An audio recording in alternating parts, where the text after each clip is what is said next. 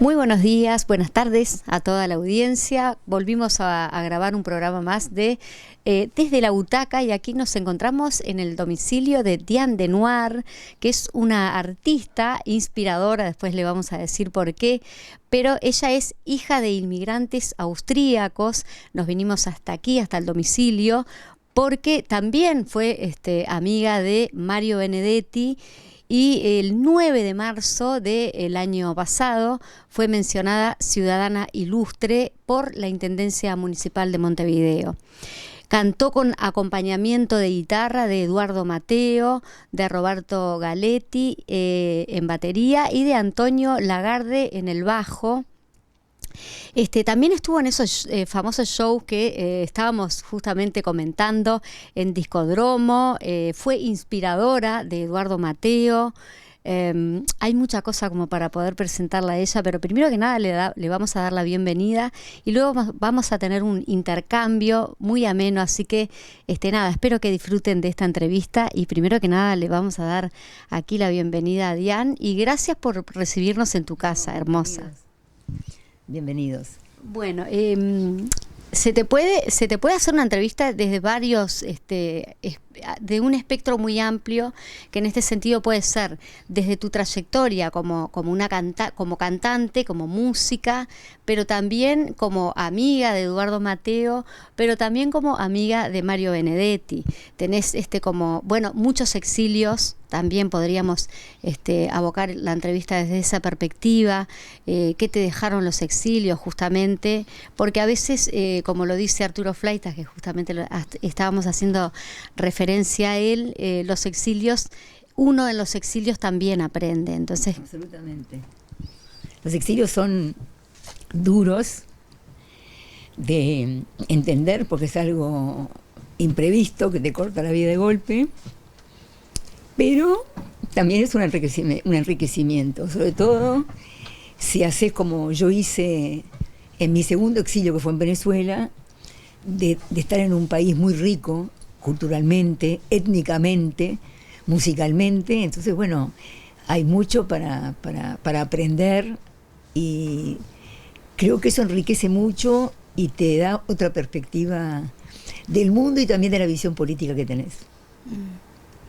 Sí, recuerdo en una de las entrevistas que te realizaban que justamente tú decías que la canción, como un pájaro libre, es como la que te impulsa justamente en ese sentido, ¿no? Después de todo un proceso que hiciste en la música, a cantar más bien desde la perspectiva de contenidos de denuncia social, puede ser, o mejor dicho, de reivindicación social. Sí, a mí siempre las letras me importaron. Por eso cuando yo cantaba con Mateo, aunque fueran bossa novas en portugués, las letras de la bossa nova son letras que hablan mucho de la cotidianidad, y me gustaba mucho decir esas letras. Después, las letras de Mateo en español son letras muchísimo más poéticas, sin contenido político, pero con un gran contenido, yo diría que existencial, que también me gustaba. Yo me considero más una intérprete que una cantante, pues la parte histriónica a mí nunca me interesó ni me conmovió, el respeto, ¿no?, de otros. Uh-huh. Pero en ese sentido soy más parecida a Joan Gilberto, ¿no? Me gusta más interpretar la letra. Y cuando volví al Uruguay, en el año 70 y final del 71, que yo había estado en Europa, que se me terminaron de abrir los ojos en mi conciencia política, resolví ponerme a militar. Y empecé cantando canciones que eran, llamarle, muy populares, capaz que un poco más panfletarias. Empecé con las canciones de la Guerra Civil Española. Y bueno, después poco a poco, sobre todo cuando asesinan a Ibero Gutiérrez, Adela Gleijer y yo nos juntamos, hicimos unas cuantas canciones, entre ellas Como un pájaro libre. Pero yo ya estaba militando en esa época. Lo que pasa que, como decía Mateo, esas canciones son cuadradas, me decía Mateo, porque claro, eran de 2, 3 acordes. Entonces le pusimos más atención, no solo a la letra, sino que también a la música. Uh-huh. Y bueno, esa es otra etapa de mi vida. Sí, estoy pensando como en la profesionalización y también el del vivir, ¿no?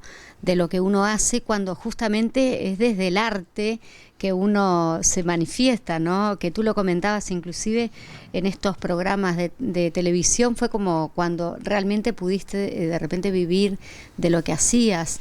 Llevándolo un poco a la perspectiva de ahora, con una ley que justamente los y las artistas luchamos para lograr un reconocimiento profesional con respecto a lo que hacemos, y cuando es desde la perspectiva del arte, ¿no?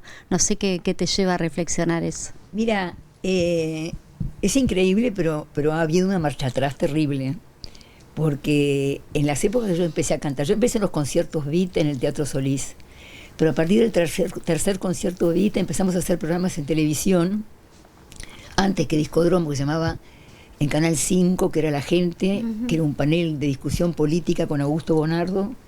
En Canal 4, Gente Joven, que era un programa que empezó de 2 horas y terminó de 4. Y después Discodromo. Y en todos esos programas a nosotros nos pagaban. Cosa que hoy no existe, porque hoy vas a un programa de televisión y en general cuando te invitan te dicen que al final tenés que cantar, o sea que sos la frutilla que va arriba de la torta, y ellos cierran su programa con un show que no les cuesta nada. Tal era el respeto por la música en vivo, que éramos todos artistas nacionales, que con Discodromo yo tenía un sueldo, cantar o no, que me lo pagaba Radio Sarandí, que era de Canal 12. O sea, había un hábito de pagarle al artista que está haciendo su trabajo, así como le pagan al carpintero, al sonidista, al que clava la escenografía, etcétera. A nosotros también nos pagaban. Bueno, eso ahora, la ley del artista es un pequeño avance. Es un pequeño avance porque todavía no se cuantifica bien lo que significa el tiempo de creación, no se cuantifica bien lo que es los tiempos de los ensayos. Te toman la actuación, en función de la cantidad de actuaciones, después, bueno, eso se arma como que fuera una mensualidad o no, pero da mucho trabajo hacer un concierto. Son muchísimos ensayos y eso no se paga lo que realmente significa de horas de trabajo. Entonces creo que es un buen inicio en la ley del artista, pero falta mucho para vivir de eso y además para poder jubilarte de ello.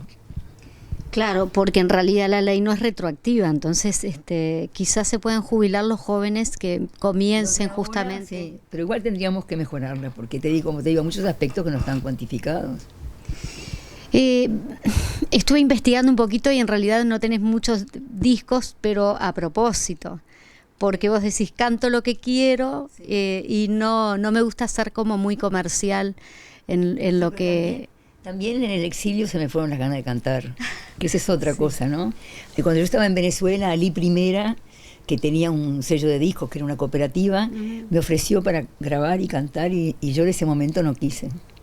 Las ganas me vinieron después.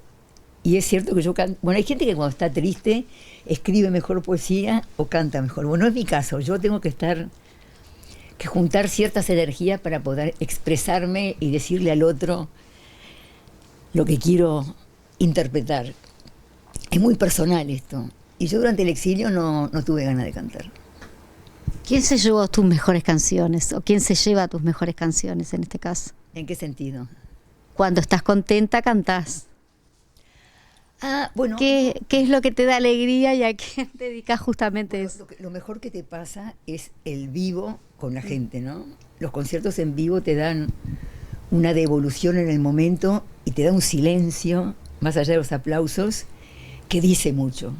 Y es muy lindo. Yo creo que cuando uno más pone de uno el alma, el corazón, la musicalidad, es arriba de un escenario. Es una adrenalina muy especial, al punto que cuando yo volví a cantar acá en el 97, creo que fue, 98, que hice un concierto en el Teatro Notariado que se llamaba Diane de Noir otra vez, que por cierto Mario me escribió el programa. Yo cuando terminé de cantar dije, ¿cómo pude estar tanto tiempo sin sentir esto? Porque es algo absolutamente único y especial cuando estás arriba del escenario es una adrenalina, no sé, inexplicable de decírtela en palabras, pero es muy fuerte y muy linda. Por allí vi bueno, en las tantas entrevistas que te han realizado con respecto al tema del feminismo, de cómo impacta en vos que digan, bueno, es la musa o fue la musa inspiradora de Mateo, que en este caso es verdad, pero también de alguna manera tú lo descubriste a Mateo cuando empezaste a cantar y lo viste y dijiste, bueno, quiero que él sea justamente quien sea mi músico, ¿no? Sí, bueno, Mateo ya tocaba, Mateo ya era un músico profesional, ya estaba tocando con el cuarteto de Manolo Guardia, ya tenía su grupo de rock, claro, después nos subimos a otros escenarios, estar en una UAT de noche o en un bar no es lo mismo que subirte al Solís y después estar en varios programas de televisión. Lo de la musa a mí personalmente me joroba, porque viste, es como... es cierto que por esa relación cotidiana que teníamos con Mateo, que venía a casa, que cantábamos, que nos pasábamos piques, nos pasábamos temas. Que es complementario también. Claro, descubríamos a Milton Nascimento. Te digo, esa época fue una época muy fermental de música. Los Beatles, John Gilberto, Eli Regina, Chico Buarque, Milton Nascimento. Y nos pasábamos piques, y yo le pasé de Debussy y Ravel, y Mateo cuando escuchó dijo, esa es mi música. Si bien eso me inspiró, también es cierto que yo no soy un producto de Mateo. Claro, por eso te decía. Entonces, del lado feminista, lo de musa la verdad que no cae muy bien. Pero me parece que me etiquetaron como para resolver en pocas palabras mi sociedad con Mateo, porque fuimos socios musicalmente, y hacerlo corto.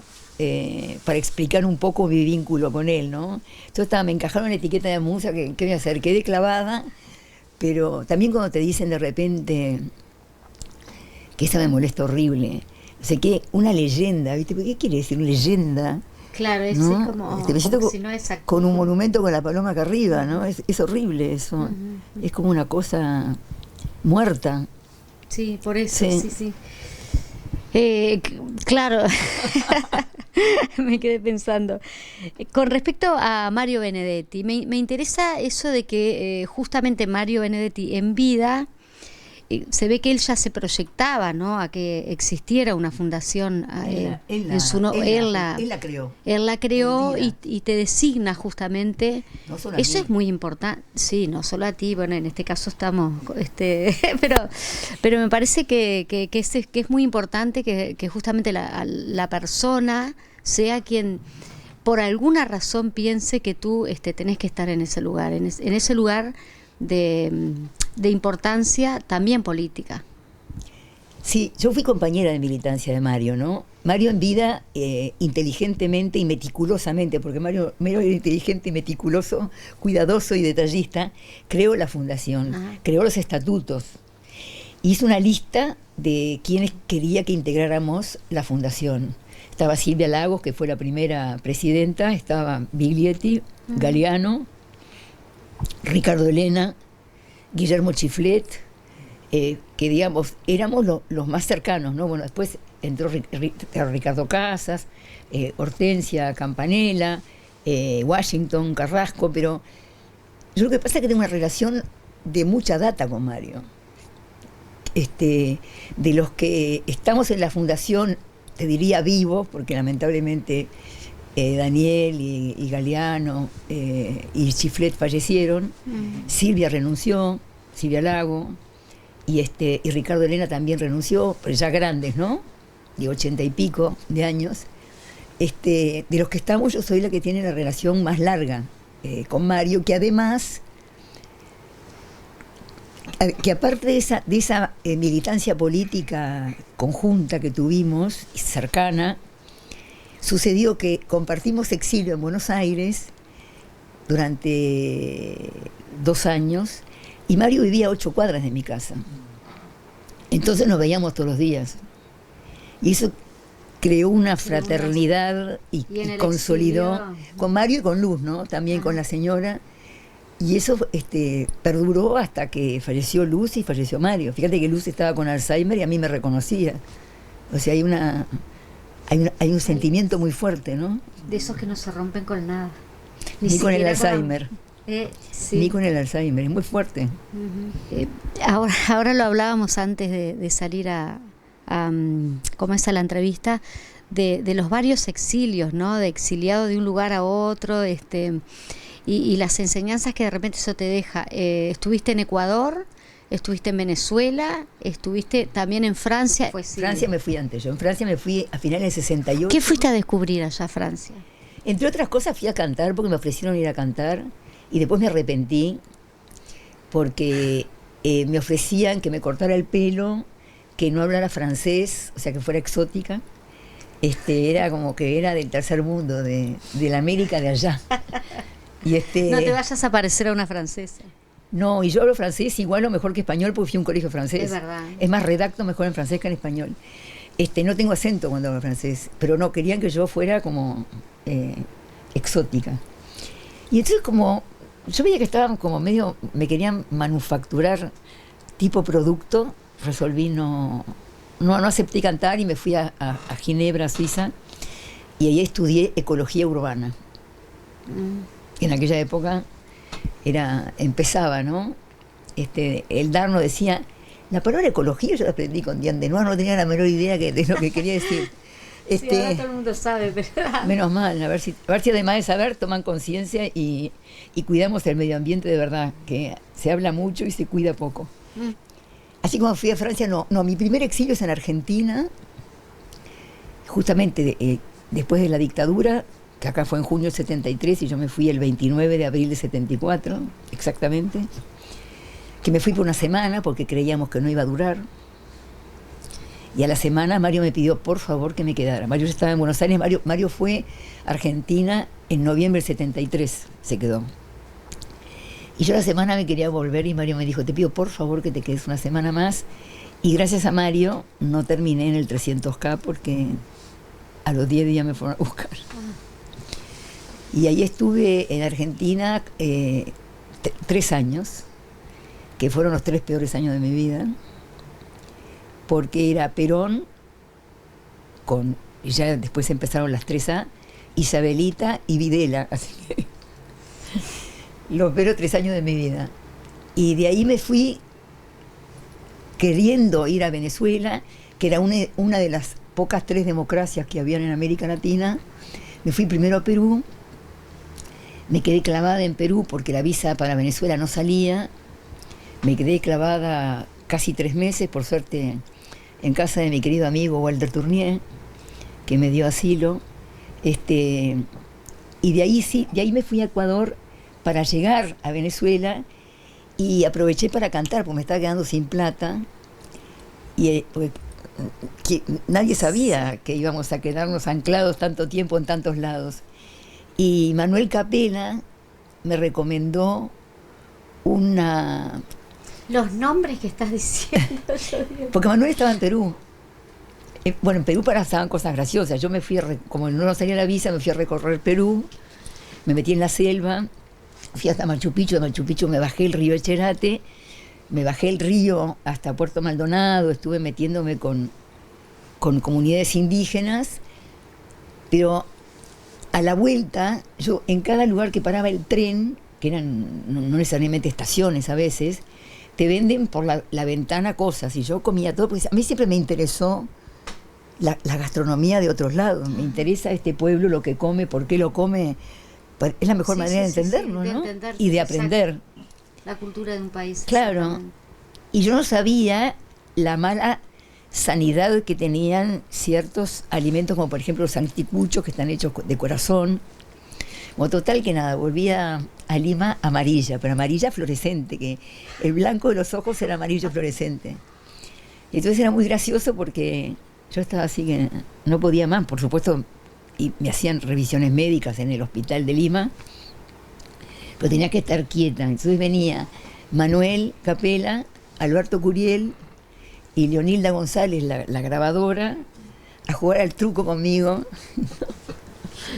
No podía agarrar las cartas casi.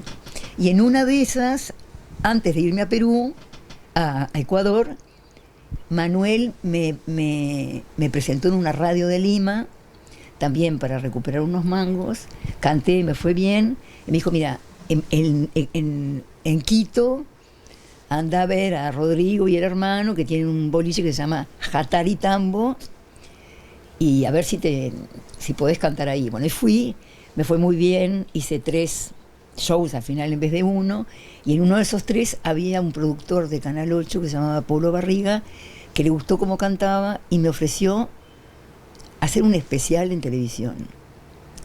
Y para mí era como sacarme la lotería. Así que bueno, ahí me quedé en Ecuador un poco más, y después finalmente, te estoy hablando, salí de Argentina el 21 de septiembre del 76, y recién llegué a Caracas el 17 de enero del 77, o sea, tuve un periplo de esperar y bueno, está, y llegué, y aterricé. Pero te digo, los exilios tienen eso de bravo, de ¿Y Uruguay cuando decís, porque también hija de padres que vinieron a emigrar acá, ¿no? Mira, lo más irónico es que mi abuelo, el padre de mi mamá, que era abogado jurista, eligió venir a Uruguay después de estudiar la Constitución de Uruguay, Argentina, Brasil, Paraguay y Chile, y le parecía la Constitución más avanzada para que sus nietos vivieran en democracia. Mira vos. Sí, sí. Y yo termino exilándome. Eso es maravilloso. La verdad que sí, viéndolo. Y hoy por hoy seguís militando por la cultura. ¿Qué es lo más qué es lo que más te preocupa y qué aporte justamente estás, porque sé que también estás en lo que es la Comisión de Cultura del Frente Amplio? Estás bien informada. Bueno, qué producción. Sí, la cultura me importa todo, ¿no? Yo soy un ser político y me importa todo. Me importa la seguridad, me importa el medio ambiente. La cultura es política toda. Absolutamente. Sí, claro, claro. Sí, sí, sin duda. Sí. En realidad, toda nuestra vida es política, porque las elecciones, para que sean adecuadas, tenés que tener una postura política ante la vida para vos y para los demás. Espero. Entonces, si no tenés esa postura ante la vida con una visión de futuro para mejorar las condiciones del pueblo, retasearlo a un ámbito pequeño, no. Pero yo creo que a veces los políticos no entienden lo que es la importancia de la cultura. En el sentido... Cuando hablamos político sí, partida de... Todos. El término cultura no es la frutilla que va arriba de la torta. Cultura es la harina, el azúcar y los huevos con los que haces la torta. Y eso a veces no se entiende. Se considera más como una cosa decorativa. La levadura del pan de la libertad, ¿no? Como dice la canción. Tal cual. Es así. Y creo que hay que crecer mucho todavía políticamente en cultura. ¿Y qué esperas del Frente Amplio si gana? Muchas cosas. Con respecto a la cultura, ¿no? Bueno, primero que aumenten los presupuestos de cultura, de educación y de ciencia y investigación, pero creo que la cultura tiene que tener más dinero disponible. Es importante. Ya sé que el primer año depende de esta rendición de cuentas de ahora, pero creo que uno de los compromisos del Frente debe ser aumentar significativamente el presupuesto para la cultura.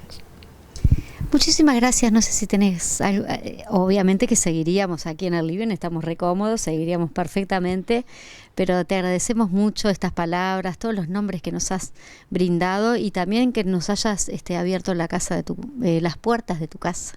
No, encantada, cuando quieran, son bienvenidos nuevamente.